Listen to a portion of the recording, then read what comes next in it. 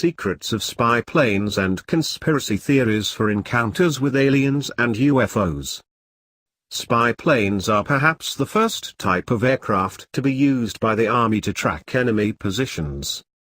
New aeronautical and electronic systems technologies were first applied to spy planes, and many conspiracy theories were based on them. The SR71 Blackbird is without a doubt the most advanced aircraft in terms of the technology of its era. He broke all the flying records, carried out extremely difficult missions, and gained a legendary reputation. It was a technological wonder, since in every field of its design new technological approaches and innovations were required. To withstand the high temperatures produced by Mach 3 high friction in the upper atmosphere, the Blackbird was built with special materials including high-temperature fuel, seals, lubricants, wiring, and other components. These elements allowed him to fly for hours at ultrasonic speed.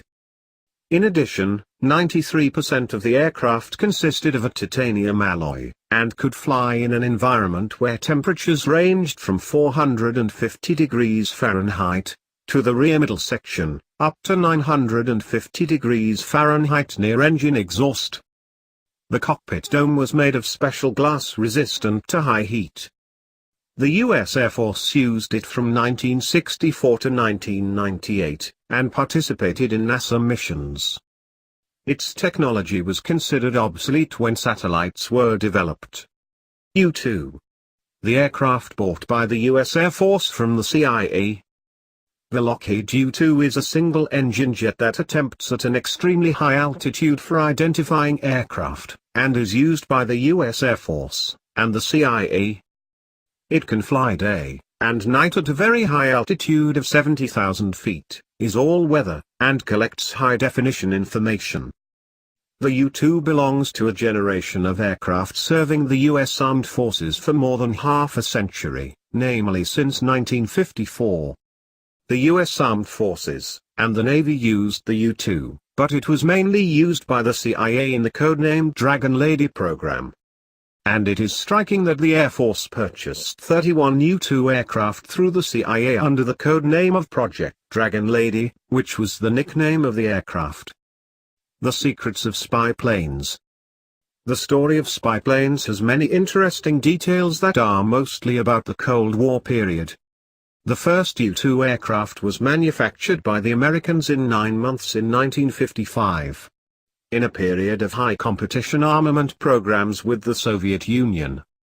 The titanium with which the SR-71 was manufactured was purchased by the USSR through the CIA, as the titanium purity on the American subsoil was not appropriate. The mysterious Area 51 of the U.S. airspace in Nevada was the place for drills for spy aircraft. The fact was confirmed after the declassification of documents, as for many years it was written that there were all the secrets to extraterrestrials and UFOs. The SR-71 is the manned aircraft that thrown at a maximum of 78,000 feet, and the highest speed 3 Mach. Even during his retirement in 1991 he flew from Washington to Los Angeles in 1 hour, 4 minutes, and 20 seconds. The original plan for U-2 predicted that they would only attempt for 2 years. They completed 60 years of service. CIA about UFOs of the 1950s and 60s. It was as many of the unidentified flying objects, UFOs, spotted by people in the middle of the last century were actually high-flying spy planes, officials from the U.S. Central Intelligence Agency say. On December 29, CIA officials said the following via Twitter. Number 1 most read on #best of 2014 list. Reports of unusual activity in the skies in the 50s. It was as. Attached to the tweet was a PDF of the CIA and the U2 program, 1954 to 1974. A report about the United States manned U-2 spy plane written by agency historians, and published in 1998. That document notes that high-altitude testing of the U-2 soon led to an unexpected side effect, a tremendous increase in reports of unidentified flying objects (UFOs). In the mid-1950s, most commercial airliners flew at altitudes between 10,000 and 20,000 feet, 3,048 to 6,096 meters. But once U2s started flying at much higher altitudes, above 60,000 feet, 18,288 meters, air traffic controllers began receiving increasing numbers of UFO reports, the report explains. Airline pilots also wrote letters to the Air Force unit at Wright Air Development Command in Dayton, Ohio, a group charged with investigating UFO phenomena. This, in turn, led to the Air Force's Operation Blue Book. Based at Wright-Patterson, the operation collected all reports of UFO sightings, the document states. Blue Book officials regularly called on the CIA to help investigators eliminate the majority of UFO reports, the document explains, although they could not reveal to the letter writers the true cause of the UFO sightings. Claims caught. The CIA tweet has sparked its own UFO flap. Several analysts dispute the CIA assertion that U2 flights really caused upward of half of UFO sightings. One thing this CIA UFO claim has accomplished. It has united UFO skeptics and proponents in proclaiming it untrue. Robert Schieffer, author, and well-known UFO cynic, wrote in a blog post. We might agree on little else, except that this claim is nonsense. Schieffer explains that the Project Blue Book files are now public records, allowing anyone to verify when and where sightings were reported. The bottom line is, there is absolutely no correlation between the times and places of UFO reports and U2 flights, he wrote. Blue Book look. A similar view about the CIA assertion is held by UFO photo analyst Bruce Maccabee, who analyzed the data and concluded that the CIA's explanation is preposterous. The statistics do not bear out the claim that there was a large increase in sightings by any segment of the population, pilots, and air traffic controllers included, once the U-2 aircraft started flying, Maccabee wrote in a blog post.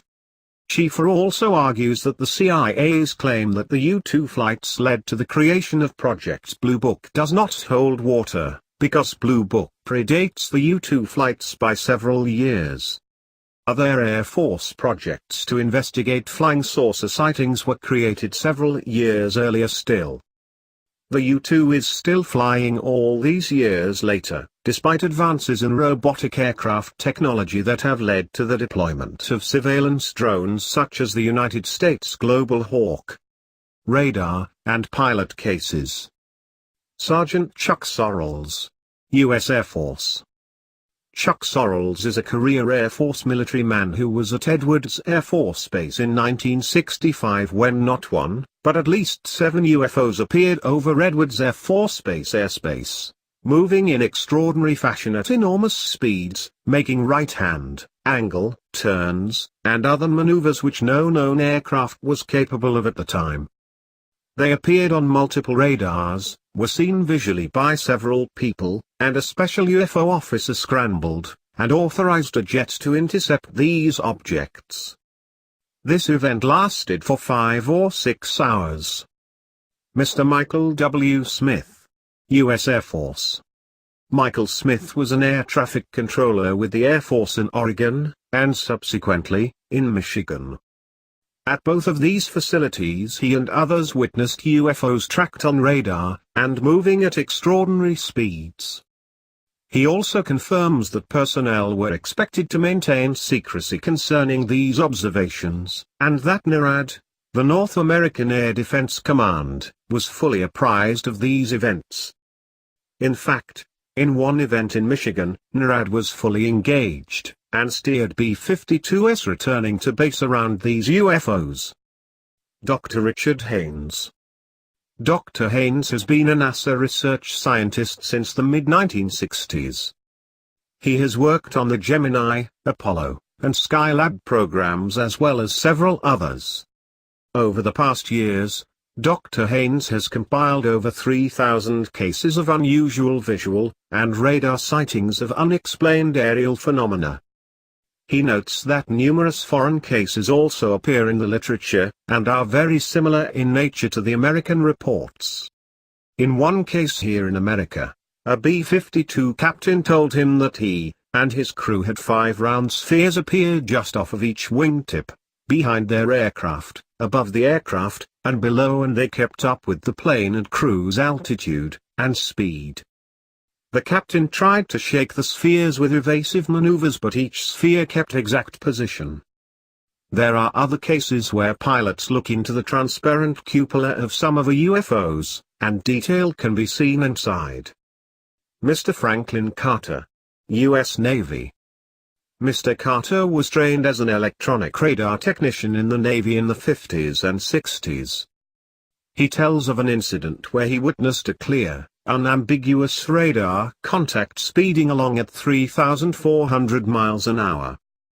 There were other radar operators as well who, at various times in 1957 and 1958, also witnessed these unusually fast-moving objects.